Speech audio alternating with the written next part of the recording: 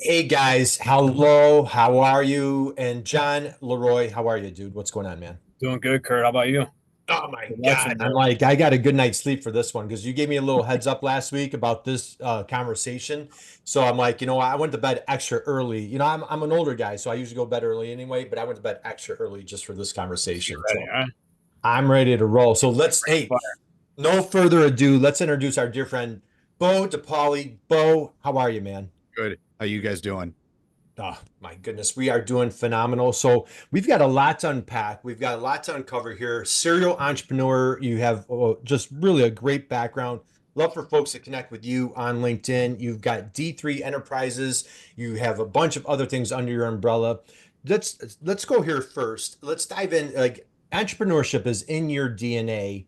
Just share a little bit, like what led you, you're a Purdue grad. When you were coming out of college, what led you into this entrepreneurial journey? Uh, you know, I never actually really wanted to go to college. My parents forced me. It was back in the day when, people thought you had to get that pigskin. What I really wanted to do when I graduated high school is I wanted to get into the trades, earn some money so they could start buying real estate. That was my goal. I wanted to start buying apartment buildings. My uncle owned apartment buildings. I saw the benefit in real estate. It's like something like 6 out of 10 millionaires are made their wealth through real estate. So that's what I really wanted to do. Plus, I barely made it out of high school. So there was no reason for me to go into college at all, but I had to go. But even when I was in college, I was always trying to do stuff, make deals happen and all that stuff. But it's just trial and error and keep going, right? Well, I kudos to you, man. You went to one of the top engineering schools, so you made it through Purdue. And just, talk a little bit. I know your dad is a fierce entrepreneur. Just share a little bit of like what was his influence like, as a kid watching him build his business. What did that look like from your perspective?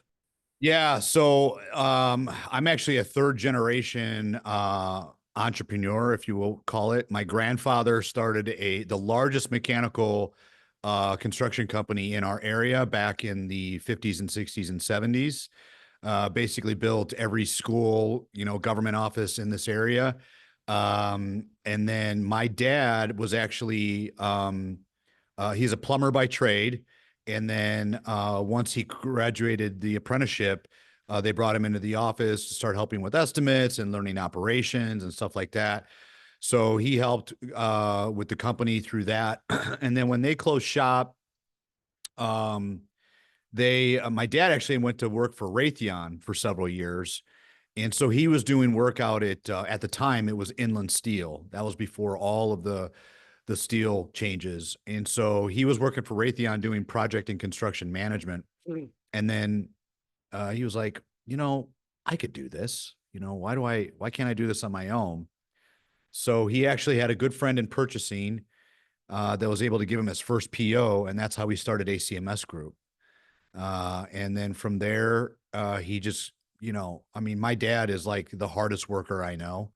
It's all he does is work, which he's kind of bred that into me. I like working though, and I think he's the same way. He likes to work.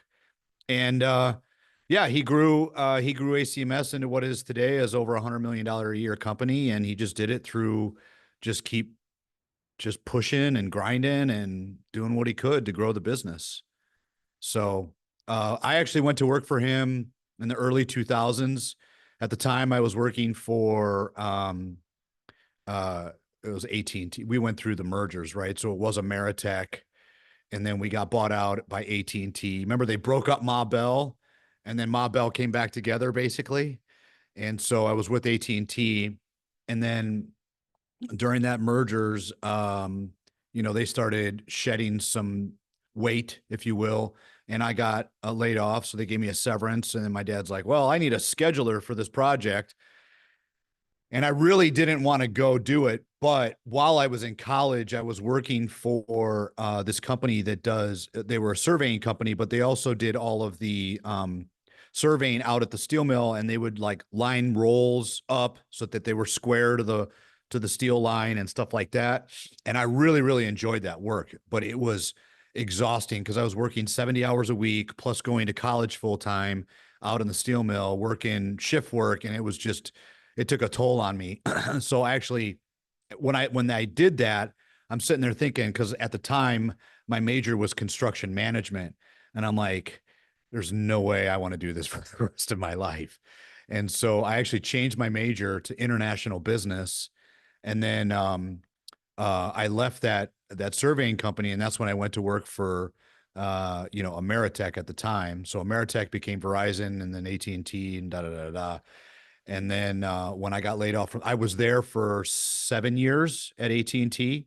And when I got let go there, that's when my old man was like, hey, I need a surveyor for this project. And I was like, oh, man, really don't want to do it, because that's what I decided not to do in college. And I ended up going to work for him because, I needed a paycheck. And I ended up working there for 10 years, became VP of ops. And, I helped them grow the brand. At the time we only had about 30 employees when I came on board. And by the time I left, we were averaging like 500 at the time. Wow, it's incredible. So, yeah. And so when I left, I worked there for 10 years. I learned everything honestly, I tell this to everybody because I think college is the biggest scam in the world, unless you're going to be like a doctor or an attorney or, an accountant, any kind of actual professional career. But if you're going to school for business or marketing or any of that other BS, like you can learn more of that on the job than you can in a classroom. You won't be able to change my mind because I am firsthand experience, right? My degree is in international business, but I learned more in the first 4 to 5 years working for my dad in the office, doing all the operations, doing all of the admin stuff, managing people, managing work, all of that stuff. I learned more doing that than I ever did in college, right? And I even tell my staff that now that work for me, 'cause I have a lot of at the gym, my front desk staff are younger, right? They're either high school, coming out of high school, and they're like, I'm going to college. I'm like, well, what are you going to go to college for? And they're like, marketing. I'm like, you're wasting your money. You're going to spend six figures on a degree that you could go to work and intern at a marketing company, and you'll learn everything you need to know, right? So, And get paid in the process. John, what are your I couldn't love this conversation more. What are your thoughts? Couldn't agree more. It's a freaking scam. I mean, and like even more like the med schools and the accounting schools and all this other stuff. Most of the time, you don't really learn until you get out. Like you learn the theory and the practice, which right now, all of that shit's available online, right? And like the mystique and the networking that I feel that was part of most of the college, like, hey, my dad went to St. Xavier, or my dad did this, or you know what I mean? Like, that's all gone. And like, really, there's probably 10 schools left in the country that still have that like brotherhood where it is kind of worth it to still go. Like, talking about Notre Dame, Harvard, Princeton, yeah, like that. And if you go there, just going there opens up doors. And that was kind of like back, 20 years ago. Hey, you got to go to college and open up doors, and you're part of this fraternity and all that other bullshit. And, yeah, I mean, like college didn't prepare me for what I do today at all. And even if there was an entrepreneur track, like it still wouldn't because you don't know how to do it. And most of the time, like at these, and the school I went to was great, whatever. I had fun, but all the shit I learned was being able to balance baseball, hockey, class, social life, all that stuff, like time management. So there's still that part of it, but I don't think it should cost 120 grand for time management, right? That's stuff that I've already known in high school and, just being competitive throughout life. But, and I hate to say this, but a lot of the stuff that you learn in college is from losers. And I challenged a lot of them. I'm like, what did you actually sell? What did you actually do? What financial position did you hold? And I would honestly get into it and get kicked out of class because I'm like, you're a failed vacuum salesman. You're telling me about corporate finance right now. And yeah, it was contentious. And I like for me too, it's like I'm not going to JB Pritzker for fitness advice. You know what I mean? Like I need to learn from people that actually have done it. And you know, the eye test right there is pretty simple, the JB Pritzker thing, but I respect people that have been to war, going through the trenches and that type of stuff. And I didn't see any of that in college. Probably my first year seminar teacher, this guy, Mark Lynn, probably the most impactful teacher I had because he worked in marketing for 30 years and he had all this back experience, and he retired and he's like, hey, I'll go teach. I got nothing else to do. And it was like, that guy actually knew what the hell he was talking about. And everyone else was, work 3 days a week, 6 months a year. And I'm going to tell you what's already in this book. So yeah, that kind of gets me fired up if you couldn't tell, Kurt, because well, that was a good analogy. Now, John, yeah, just I've noticed now you typically don't come to me for hair advice. Is that kind of the analogy ah, that you're giving? Is not that going to do it, Kurt. that's right, right? I always say, like, if I was a barber and you came walking in the room, what would you do? So, Bo, let's go back. I'm coming back to my friend. So I'm showing my age here, John. You're probably too young to remember this, but there was a little athlete back in the 80s. He was like Bo knows baseball, Bo knows football. I like to say Bo knows entrepreneurship. So, Bo, you worked for your dad for a number of years. I mean, what a great story. Your dad built a 9-figure company from scratch. And on the website, he talks about how he bootstrapped and he did this and then it grew and then he did that and then it grew. Just I want to piggyback, take that experience working with dad, and now you're a fitness guru, fitness junkie. You've got a wonderful shirt on today, Grit Fitness. Just share, like, I want to dive deeper into your entrepreneurial journey, going from dad's business, what the impact that you had going from 30 employees to 500, and then let's dive into your fitness journey. Yeah. So yeah, what we did is when we were scaling ACMS, so let me backtrack. So ACMS originally started as project and construction management. And then we started to diversify and doing self-performing services. So since we were so heavy in the steel mills, power plants, and refineries, a lot of times when these facilities go have their downturns, they bring in outside contractors to do the work because they don't have enough inside manpower. And so we were already managing the work. So then we started bidding on actually doing the work as well, right? And so that's how we kind of started growing ACMS outside of just project and construction management. We started bidding the actual work as well. So I remember I went from scheduling jobs for my dad, helping run the inside office, and we wrapped up a big project in South Chicago for Detroit Toledo Edison. It was a coal handling facility. And like literally we wrapped up the project, and the next day he's like, you're going out to the mill. So we bid this job, and he wanted me to go out there and run it. It was 100 laborers and like 10 bricklayers and like, I don't know, like 3 or 4 carpenters doing a bunch of work across the steel mill. And that day I worked 36 hours straight that day, because when you're in there and the mill is down, they're down for a set amount of time, and you've got to get the job done regardless. Like you cannot mess around. And so I had to stay out there and make sure that the guys were doing what they're supposed to be doing and getting all the work. And with this being our first job that we were self-performing ourselves, I wanted to make sure that we really shined, and so yeah, so that we did really well. And then we started getting more and more opportunities, and that just helped us keep growing the business. Right. So it got to the point, I worked for my old man for 10 years. And, like I said in the beginning of this podcast, it wasn't something that I wanted to do for the rest of my life. I had always been a gym rat. I worked out all the time. I had a crew of buddies that we worked out. We actually competed back in the day, powerlifting. And so an opportunity came up to buy a failing gym chain. And, I took the cash that I had in the bank and bought the business and took a chance on myself. I figured if I could help run ACMS with, several hundred employees, I could run a gym, but little did I know it's a completely different operation. It's night and day. So it was a big learning curve. So yeah, so I've owned the gyms for the last 10 years. I turned the gyms around in the first year, from making no money. And I actually talked about this on my first podcast that I did. I bought the gyms because I tell people anytime you're buying a business, make sure you do your due diligence and make sure you have a due diligence clause in the purchase agreement. I didn't have a due diligence clause, right? I ran the numbers. I took the reports that they sent me, and I figured we're good, right?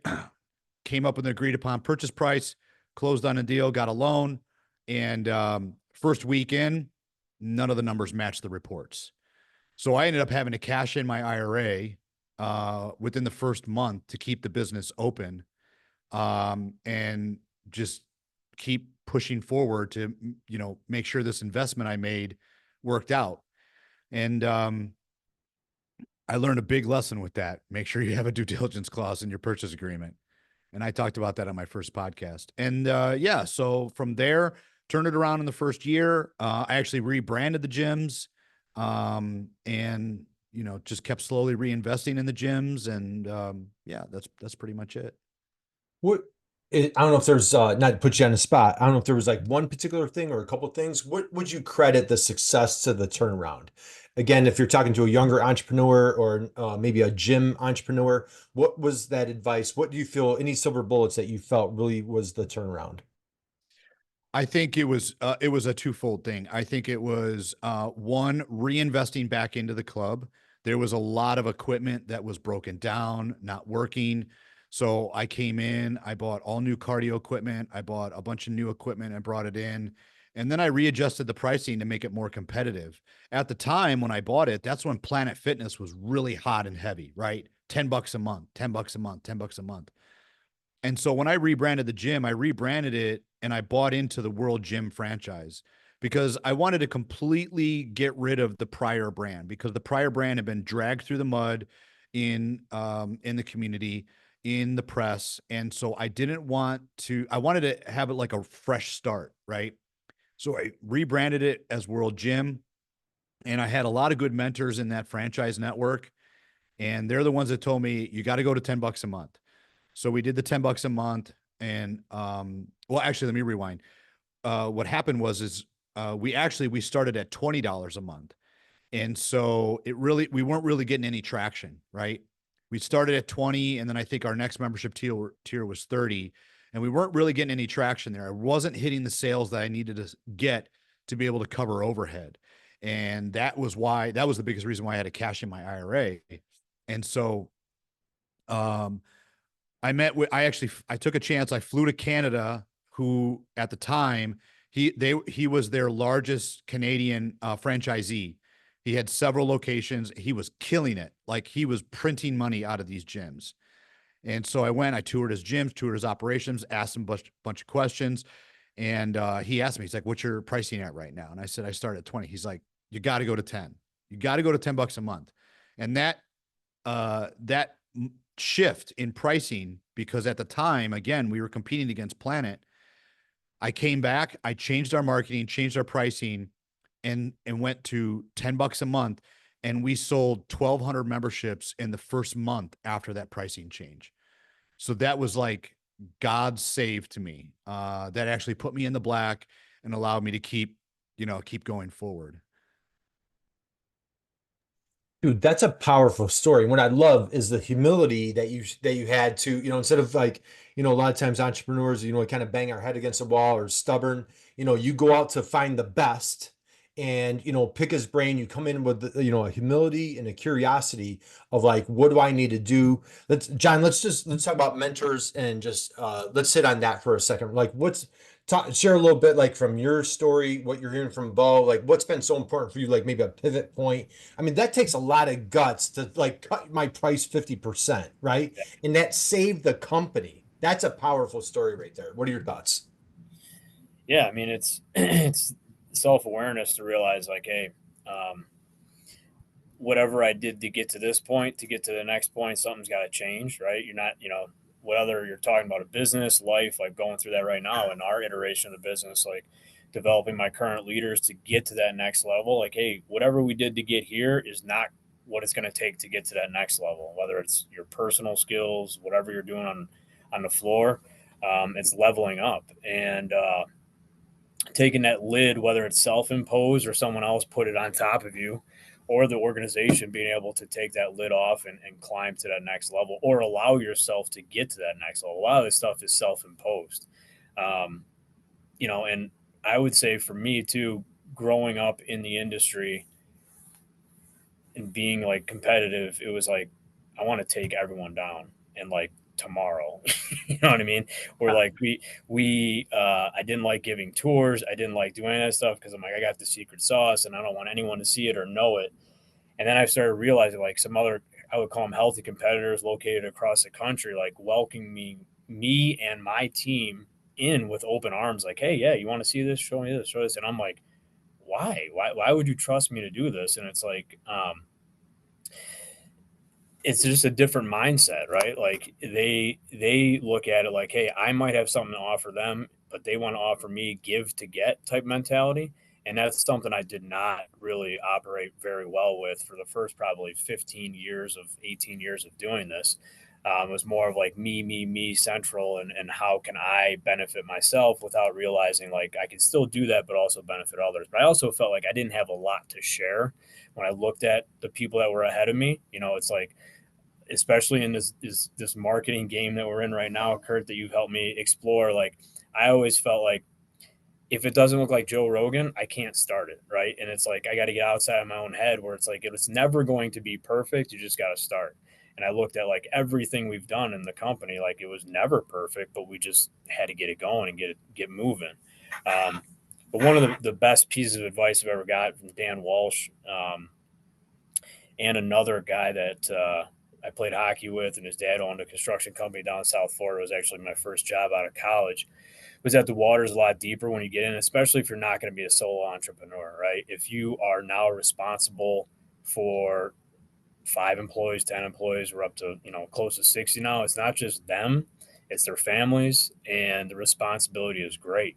And every decision you make, every action you take can either positively or negatively affect that family and their future. So, at 22 years old, I was like, yeah, what the hell? I don't care. Like, it's just, and now like at 40 with kids, and how your mindset changes, and the way you think, it's, I attribute a lot of like the being completely risk tolerant when I was, 22 to 35 or whatever, um, to our growth. But now as like you get a little older, you got kids, those comments hit a lot more than when you're 22. But there's that healthy balance. You can't just be so risk averse, especially in the world we're in today, because if you're not growing, you're dying.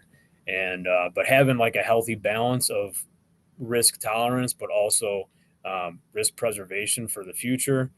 Because again, not a solo entrepreneur, and every decision I make affects not just me, but a lot of people in the company. And Dan Walsh probably has 100,000 employees compared to my 50, so he's got a lot more people to worry about. Yeah, dude, brilliant advice. Absolutely love it. Bo, let's go here. So it looks, checking out your LinkedIn profile, looks like you transitioned from World Gym, and then I want you on your shirt, you've got Grit Fitness. Let's speed up to the few, I guess more the present. Tell us a little bit about Grit Fitness, what's going on there, how you guys make the world a better place, and then I want to hear what's going on in your world. Before we went live, you're talking about you have some new exciting things going on. Let's go there. Yeah. So we were Grit Fit. So I had signed a 5-year franchise agreement with World Gym. And at the time, the franchise agreement was not your traditional franchise agreement. Most franchise agreements takes a percentage of revenue. They treated it more like a licensing agreement in a way, where it was a flat fee every month. And so they got into some new ownership, and their goal was to grow the brand. And in order for them to grow the band, they had to go to a more traditional franchise model where they were taking a percentage of revenue. Completely understand. My franchise agreement was up December 31st, 2019. I had to make a decision that year if I wanted to continue with World Gym under the new agreement. They were not going to grandfather any of the legacy franchises into the old model. They wanted everyone to go to this new model. So, business 101, don't piss off your customers. So what happened was they forced everybody's hand to either sign or debrand because of this new franchise model. They had, at the time, worldwide, they had 650 locations. They had 95 domestic US locations, right? So they were only rolling this franchise agreement out to just the domestic locations, the domestic franchisees.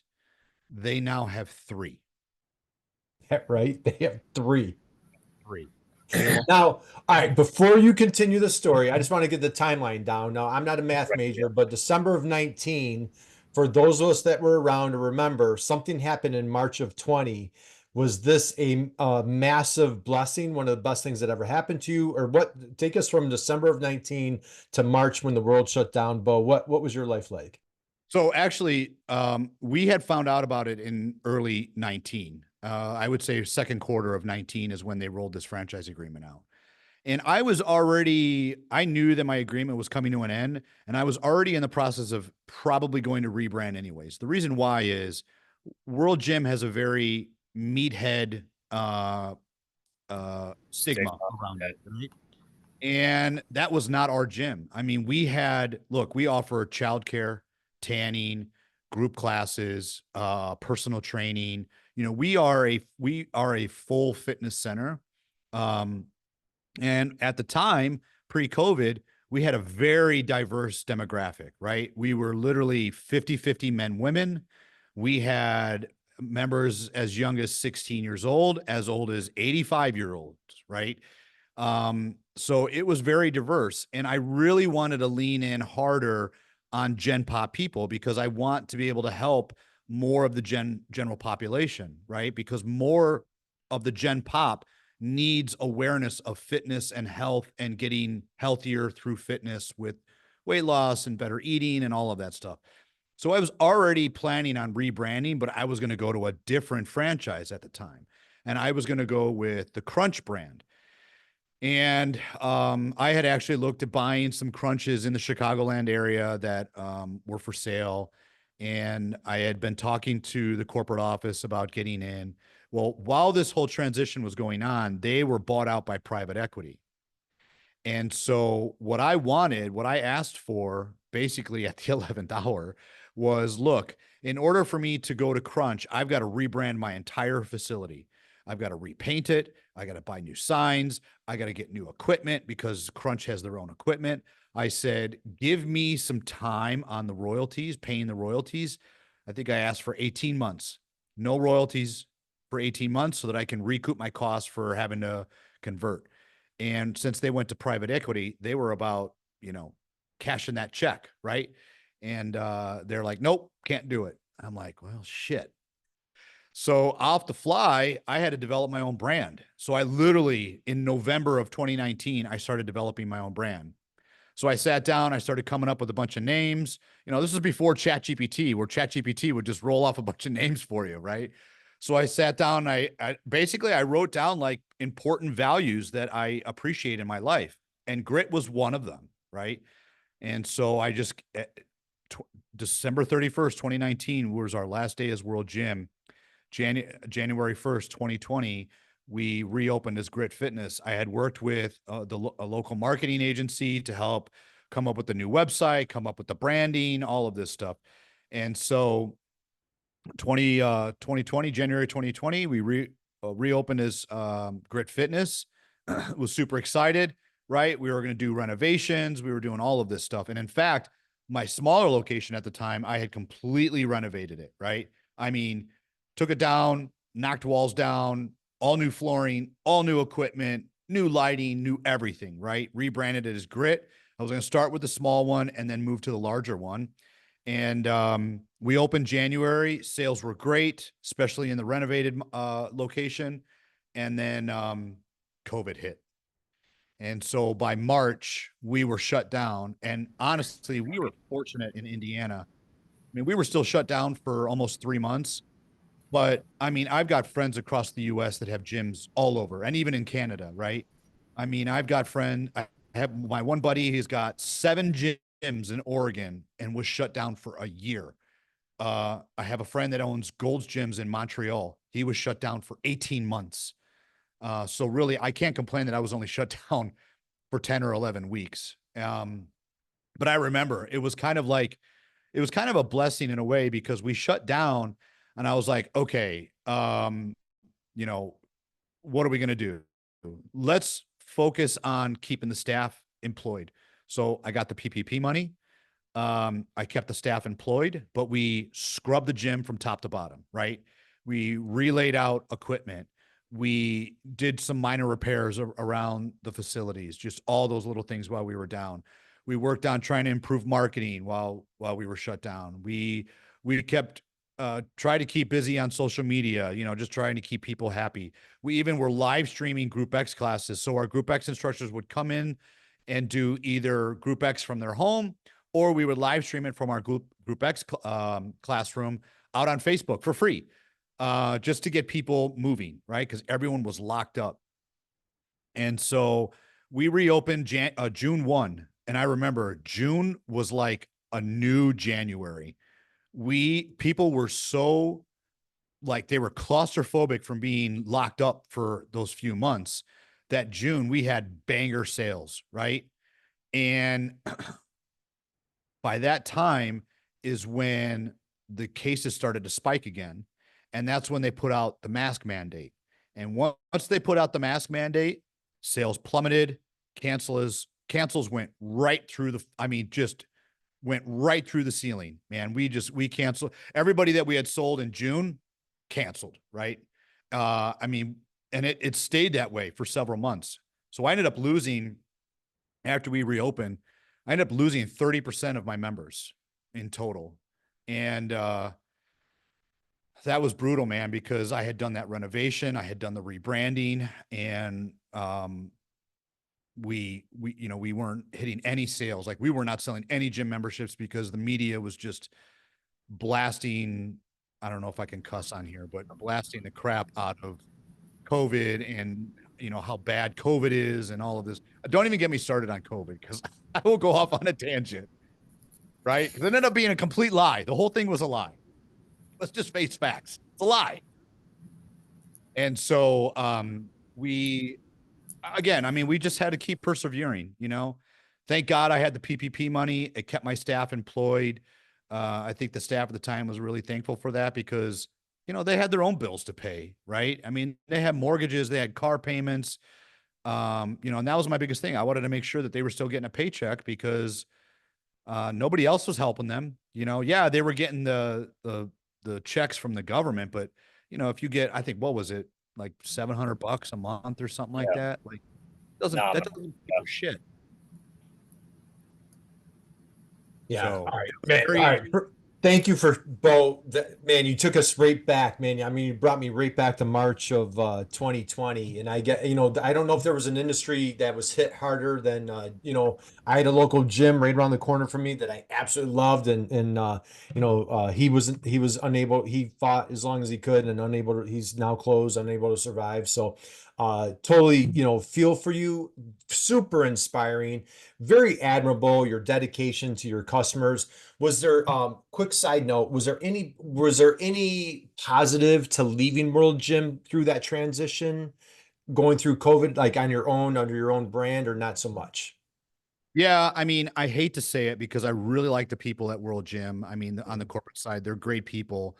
But I think, had I stayed with that brand and through their decline, I think that would have further hurt my business. Yeah. Okay.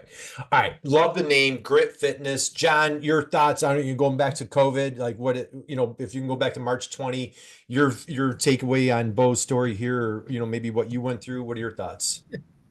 Probably gonna get flagged by Cook County here, but Now, like, keep it for mine and your sake. Let's keep that. Yeah. Just anger and nonsensicalness. I mean, again, being like in business for as long as we were and long as we are, it takes time. Like, this is a low margin, high volume industry, and it is not a get rich quick scheme by any means. And like, finally, from 2006 when I got involved until 2018 is when we moved into this location, like 19 things started making sense. Like, it took 13 years for us to like really start figuring out. You got the people in place, you got the client, you're not just regional or national or this or that. And then we're in the niche of school and sport. And like 2008, 2 years after I got involved, we had obviously the housing crisis, right?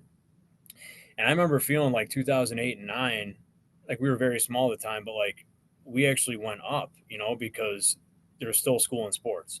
And maybe they weren't getting Under Armour or Nike, but they were getting mid-level type stuff, and school and sports were still going on. So I'm like, man, I'm in a recession-proof business. This is pretty good, because everyone else around me was, sky's falling and it was bad. And then, if you would have told me then there's going to be a period of 24 to 36 months where there's no school or sports, I'm like, hey, well, end of the world, you're high. It's never going to happen. And then it did, and it didn't matter how good our relationships were with Under Armour and Nike and Adidas and everybody. If we were selling stuff into school and sports, and in the Midwest and the Northeast and Pacific Northwest, there is no school or sports, there wasn't much they could do for us. Now, thank God, the South, Southeast were kind of like, F you, we're still playing our football. And we didn't shut down. I mean, we could have shut down. I remember writing letters to every one of my employees, like, if the cops pull you over, you're essential. Your ass is like, we have work. And honestly, it was actually the least stressful in terms of deadline, because we had so much work built up, because people were like, we got to get this in before all this potential closing. And then it did close. And then there was no school or sports. So all of the stuff that was in-house by March 1st, we didn't have a deadline. So it was like, we didn't have to work overtime to get stuff done. It was just kind of like, hey, let's spread it out. But then after that work dried up, it's like, okay, what do we do? Do we pivot to make these fake masks and do all this crap?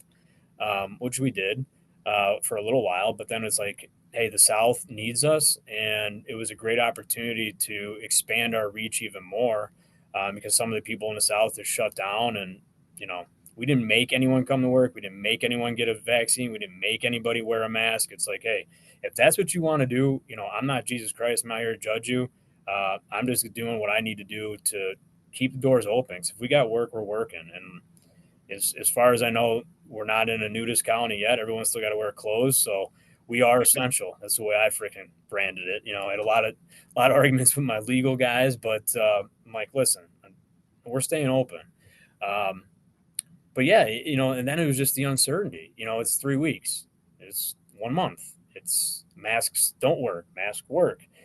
It's 12 months, it's 18 months. It's like the goalposts kept moving, and no one knew what the hell was going on. And then, like, yeah, I mean, thank God too. The PPP was absolutely essential. Got both rounds of that, maxed out every type of grant and offering program that was out there. But that was a job in itself, to go find all these things, do the paperwork.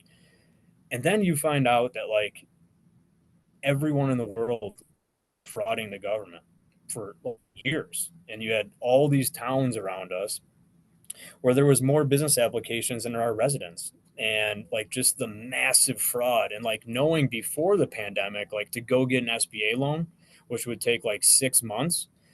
And then, like, they had to comb through your underwear and everything to find out who you are. And then, like, the PPP comes out. And granted, like, it needed to happen fast, but it was like, hey, submit this, do that, you're funded in a couple of days. It's like, man, that pendulum, when it swings too far left, too far right, like, it's just crazy what happens. And they're never going to recoup that money. I mean, there was billions, possibly trillions stolen. And yeah, it was all avoidable. It was all avoidable. And it's really upsetting, because business owners, gym owners, restaurant owners, you don't get a second shot.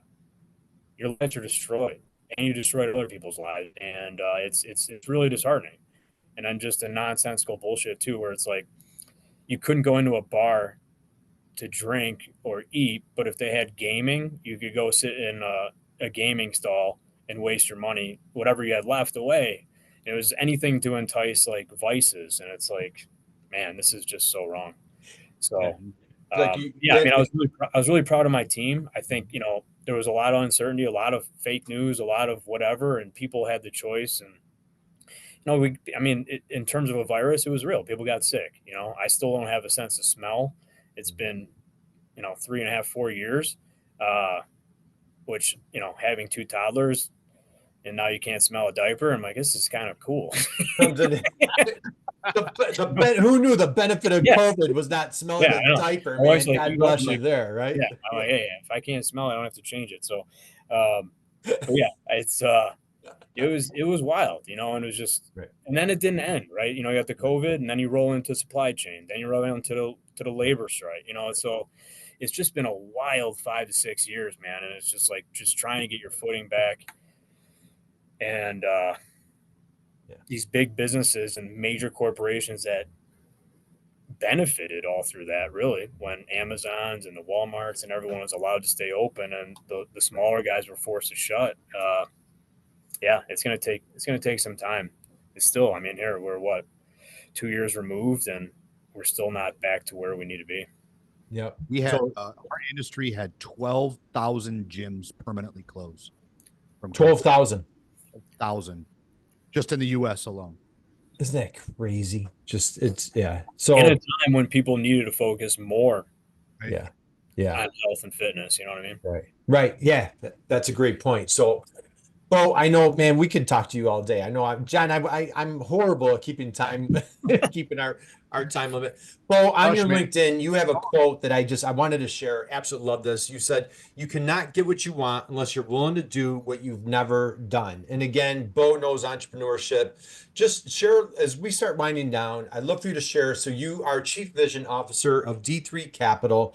You have Grit Fitness. And again, it sounds like you are coming back into a wonderful company, family business that we opened the conversation with. Just share a little bit what's going on. What are you super excited about as we come in where we are time of year? Just share a little bit of what's going on in your life right now and what you're looking forward to coming in the new year. Yeah. So basically, when we were still going through COVID with the gyms, let me kind of rewind a little bit. If you guys remember at the beginning of the session, I told you how my goal was always to get into real estate. So I had a passion for gyms, for fitness. So I bought the gyms, and my plan was I was going to take the profits from the gyms and start buying real estate. Little did I know what it takes to run a gym, right? And so when COVID happened, I was like, I need to pivot now, and I need to look at diversifying my revenue streams outside of just the gym. So I started D3 Capital, which is a real estate syndication company. So we go out and we raise capital to go out and buy commercial properties, specifically multifamily properties for the most part. I mean, we'll look at other asset types, but mostly multifamily. So started D3 Capital. I've been trying to grow that since COVID. I started that in, I think, 21, 22, somewhere in there. And then as time has progressed, my dad is getting older. He's going to be 74 here, and he doesn't have a real exit strategy. So he came to me and he was like, "Hey, what's it going to take for you to come back as CEO of ACMS?" And I was like, no. I was like, I want to focus on the gyms and D3 Capital.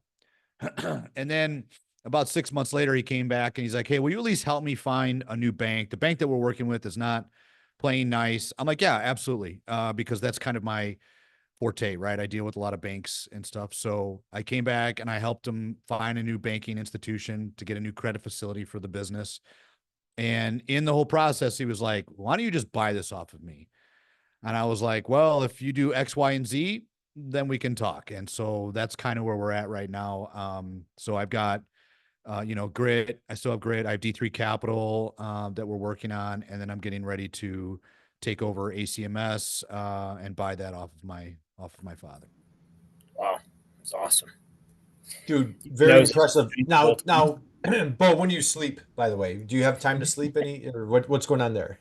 Yeah, I work all the time, but I love to work though. It's somewhat fulfilling. I like the challenge of taking something from nothing and building it, right? I remember as a kid, we used to have the Lincoln Logs and the Legos, but there was this other stuff that was called constructs. I don't know if you guys remember constructs. They were these plastic things and you could build things off. And I would sit there for hours and just build and build and build and build. And that's kind of how I look at business, right? You take an idea, you sell it, you market it, you sell it, you build a good team, and then you just scale from there. You put in the right procedures and the right operations to be able to grow the business and get it to where you want. Now, I'm nowhere near where I want to be, but I at least have an understanding of what it's going to take to get all of these brands to where I want them to be. And the biggest thing is the people behind you and your team to help you get the brand to where you want to go. Yeah, I also love that. So, all right, Bo, as we wind down, how about leadership? Let's talk about that for a second, then we'll close out. Leadership, just share a little bit. Again, athlete, total fitness junkie. Just share a little bit about how you apply your fitness, acumen into your leadership as an entrepreneur and building that. You've mentioned, I really admire how, what you did through COVID. You constantly credit your team. Just share a little bit about like your leadership acumen, if you will, just for other entrepreneurs out there that are trying to build their team. Yeah, and I think John could probably relate to this. I think it's ever evolving. I think that you're not born a leader. Leadership is a skill that you constantly have to refine, practice, and work on. I remember when I first started, when I bought the gyms, right? It was much different managing somebody else's business compared to your own business. And so when you have a team in place, I remember, man, I would get anxiety about just confronting somebody about something they did wrong, right? And it's about learning how to approach those subjects. It's about learning how to coach people and bring them up. I mean, the biggest thing that I try and live by is elevate and delegate, right? It's all about coaching your people up and getting them to realize their potential and make them do the same thing by elevating and delegating the people below them. And so that's what I really try and push with my staff. Again, I'm a work in progress. I still have a long way to go, but it's something that I really try and strive for, and I think that's what makes a successful business. Well, I'll tell you, that's a sign of a great leader is when you're dedicated to raising and producing other leaders. So, hats off to you there. John, takeaways from our conversation with this man, dude, I'm ready to run through a wall right now. Like, what your takeaway from this conversation with Bo today? No, it's incredible. I mean, there's a lot of things that like you as a business owner and as just a person, when you hear a lot of I can't, whether it's from your team, whether it's from your kids, whether it's from vendor partners, I can't, and I feel like I get in trouble too much because I never say no. Um, and then you look at a guy like Bo who's got all these different businesses, all these different reports, 500, all different employees, different skill sets of leadership required to lead those different people as well. Like manufacturing setting is much different than a setting, right? But there's similar problems, that uncomfortability that you get when you have to tell people bad news. Never, when I was coaching, the worst part of the entire experience was cut day, right? And the same thing here. It's never fun. Um, but it's necessary, right? In order for you to continue to drive the organization forward.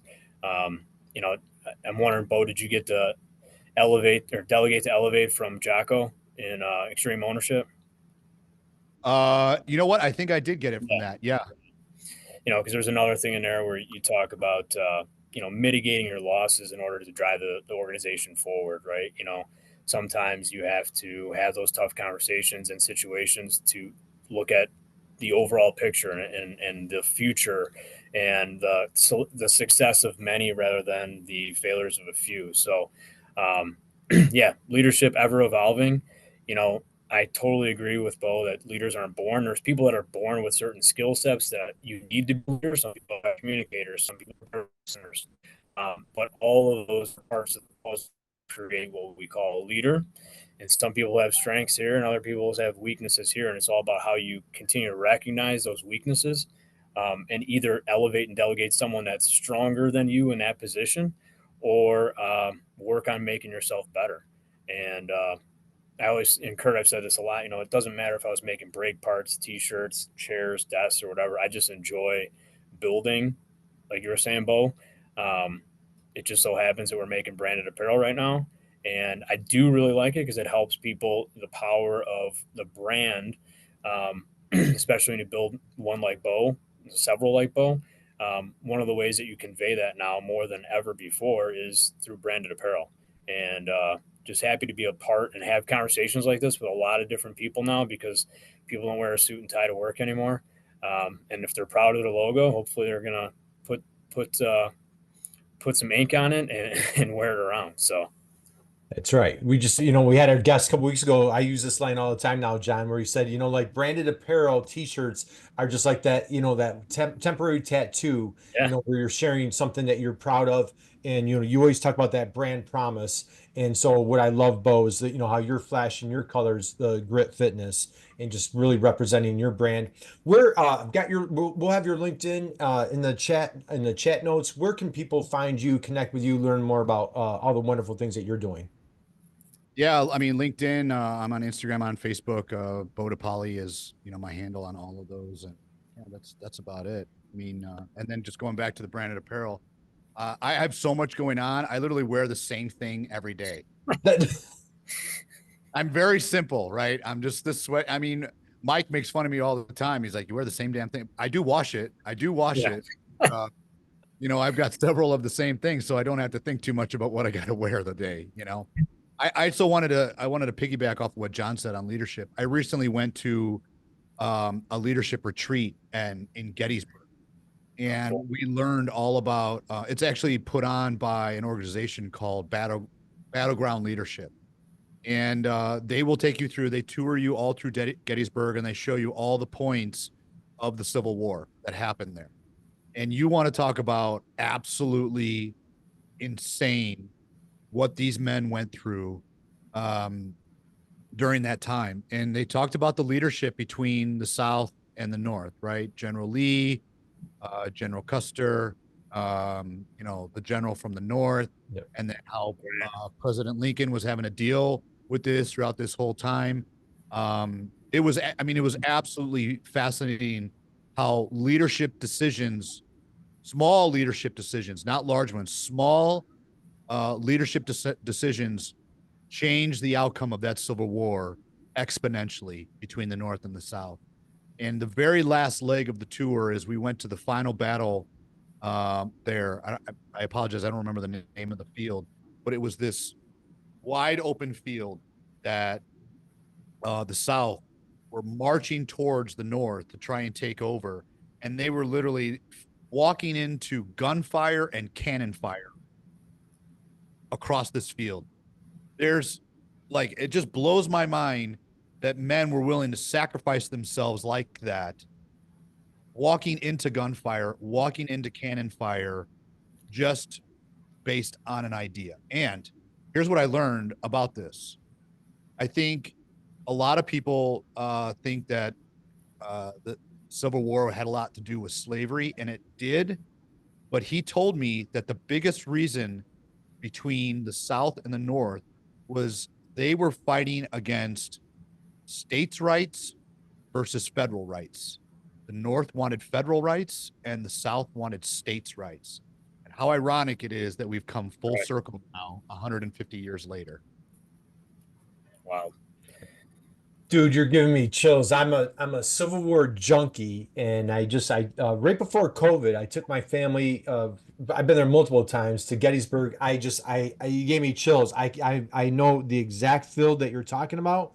I can picture it. Know the whole battle that took place, and you're right. It was little concise decisions, like split second decisions on the field with bullets blowing by you of like, do I turn left or do I turn right? Do I tell people to do this or do I do that? And it's a thank you for, God, John. We might have to do a separate episode just on that alone, just talking about Gettysburg, your leadership. Man, I wish I would have been there, Bo. That sounds absolutely fascinating. What a powerful experience. Yeah, I highly recommend it for anybody. Yeah, it was okay. All right. I know I've kept us like way, way, way longer. So, Bo, first off, I want to give you a heartfelt thank you. Thank you for sharing your passion, your enthusiasm, your leadership. Just, man, what a conversation this has been. We wish you massive, massive success with your ventures moving forward. We're rooting you on, cheering you on, and just cannot wait to see how you are. Just keep making the world a better place. John, last words that you want to share as we close out?